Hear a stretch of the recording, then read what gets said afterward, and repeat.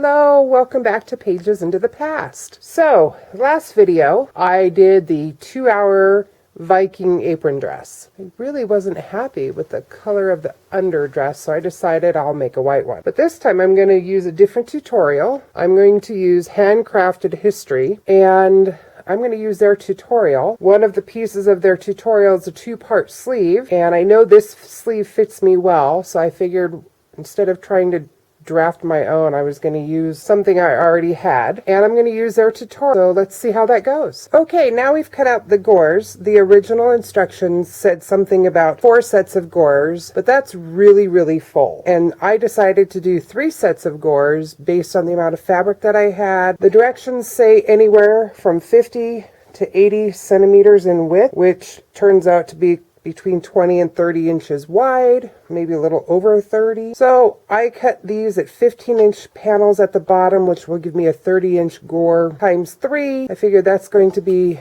well enough. I'll put 2 on the sides and 1 in the back. I can have the straight front since the over apron will be covering most of the front. I think that should be fine. I might change my mind on that front one and take it out of the back, since I might need a little bit more width at the front because that's where I carry all my weight. So I might do that. I might just put the one that's cut on the fold in the front, and then the other 2 I'll put on the side. I'll attach them the same way I did in the apron video, so I'm not going to re-show you how to do all of that. I'll get started on this. Probably won't finish it. For me, it'll be tomorrow. But yeah, it's just going to be pretty simple white Viking or medieval bodice. Okay, so I've got 2 of the 3 gores done, and what I've done is I've marked on the front a cutting line that will assist me in cutting a straight line.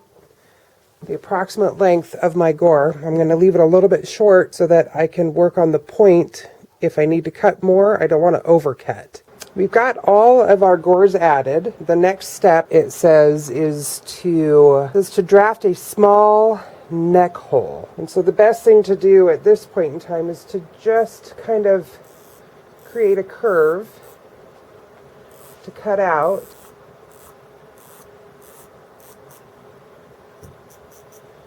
And that's a good approximation there. Let's see if we can zoom in on it so you can see what I've drawn. So that's my neckline. I'm going to cut that out to start with. So armholes, cut a small strip off of the edge where the seam is. Just cut that off so that I can get my arms through. And then I'll cut the head hole out, see if I can get my head through and adjust it that way. Okay, as you can see, I did not cut the hole deep enough. I only cut down 6 inches, so we will definitely have to cut that hole deeper. This is very difficult to get on my head, but this here sits pretty close. So what I'm going to do is I will draw the shoulder seam and a just slightly larger neckline, because what I'm going to do is I'm going to put an opening here so that I can get in and out at the top of your shoulder here.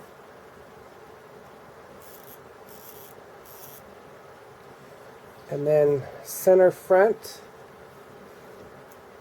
Don't think I want it too much lower here.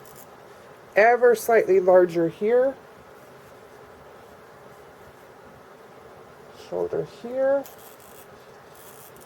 Okay, so now what I'm going to do is I'm going to take it off, do all my modifications, and try it on again. Now what I'm doing is I have trimmed off the excess shoulder where I had marked it, and I have come down an extra 3 inches.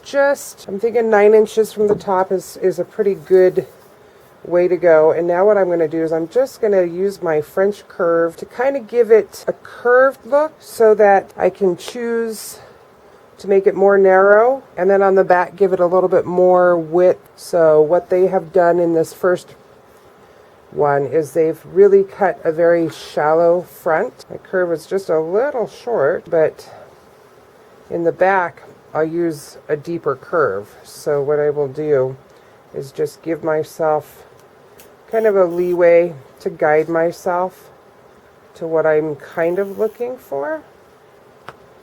so that once you get it drawn out, which is the beauty of chalk, or if you're using friction pens, it kind of gives you a little, you can erase it.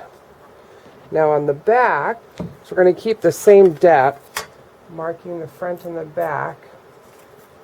And what I'll do is give a little bit more of a curve right here. And kind of move it down to about where I think it'll be a good blend, so that you have a front and a back, so that when you attach the sleeves, it gives you a little bit more in the back to pull forward, a little bit more stretch. Okay, so now we can see the arm seams holes seem pretty good. Might have to trim down the front just ever so slightly here, because I think they need to come in about there. I was able to get over my head without having to take my glasses off this time. I think when I might come down just a wee bit further here. This feels pretty good here. This will be taken up in the seams. So I think that works pretty good. Here's the back.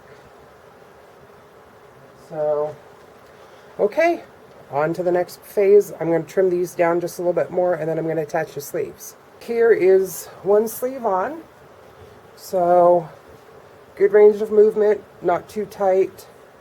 It's a little long and a little wide, so what I think I'm going to do is I stitched a seam to make these sleeves a little tighter, because I used a pattern from a coat. I think it was just too wide. So I will take them, cut that off, and I think it's a pretty good fit. The directions of the tutorial didn't show how to do a neck facing, and so I'm creating my own.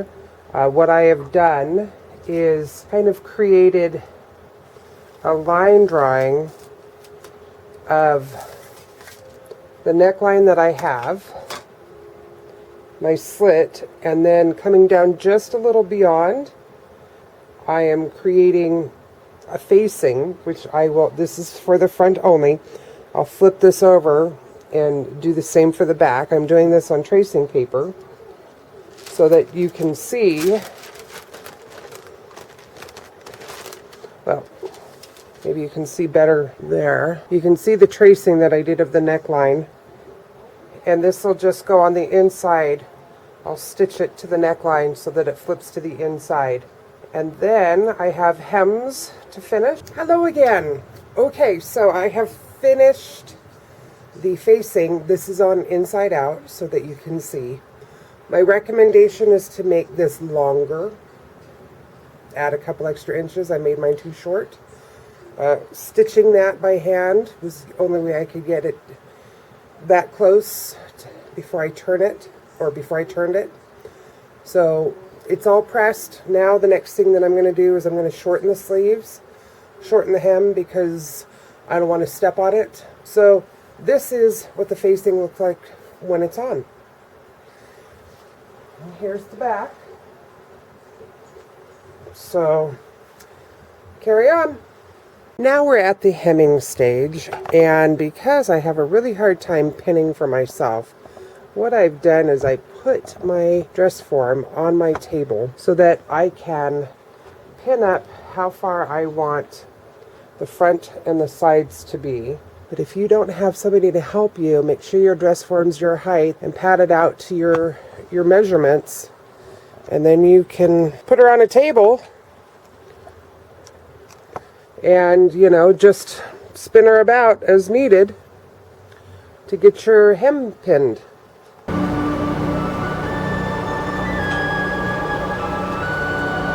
Okay, this is all done.